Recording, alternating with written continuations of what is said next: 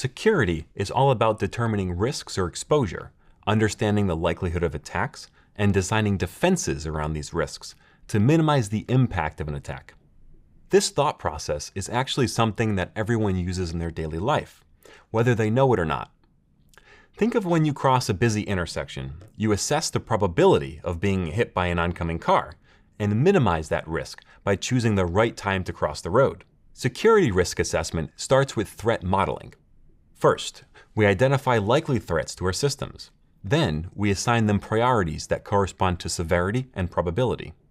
We do this by brainstorming from the perspective of an outside attacker, putting ourselves in a hacker's shoes. It helps to start by figuring out what high-value targets an attacker may want to go after. From there, you can start to look at possible attack vectors that could be used to gain access to high-value assets.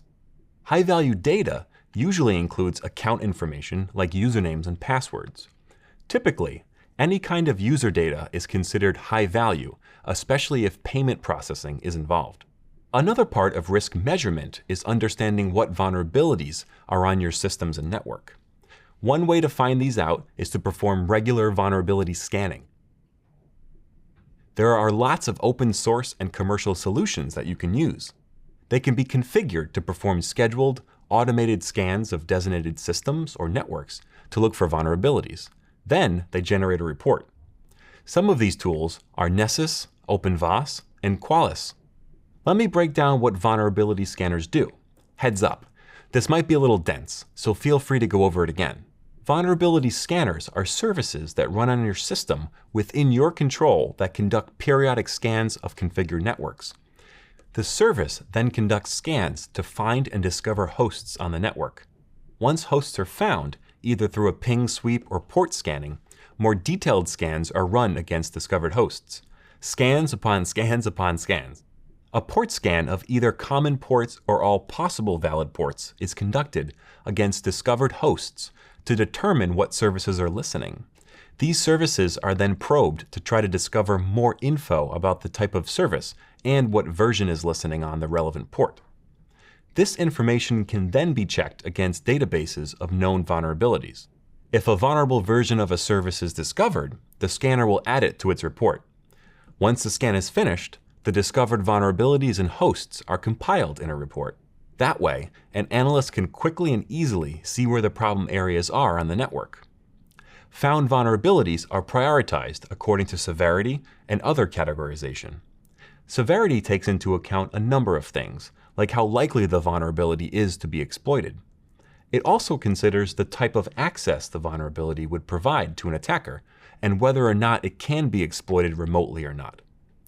Vulnerabilities in the report will have links to detailed and disclosed information about the vulnerability.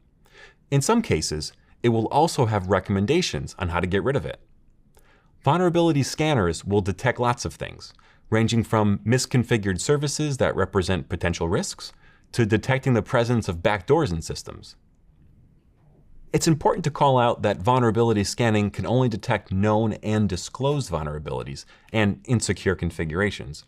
That's why it's important for you to have an automated vulnerability scan conducted regularly.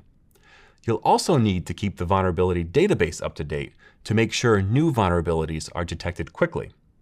But vulnerability scanning isn't the only way to put your defenses to the test. Conducting regular penetration tests is also really encouraged to test your defenses even more. These tests will also ensure detection and alerting systems are working properly. Penetration testing is the practice of attempting to break into a system or network to verify the systems in place. Think of this as playing the role of a bad guy for educational purposes. This exercise isn't designed to see if you have the acting chops.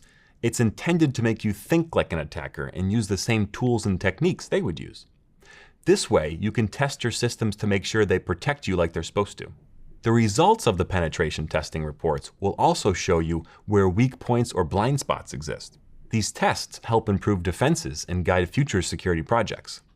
They can be conducted by members of your in-house security team. If your internal team doesn't have the resources for this exercise, you can hire a third-party company that offers penetration testing as a service. You can even do both. That would help give you more perspectives on your defense systems, and you'll get a more comprehensive test this way.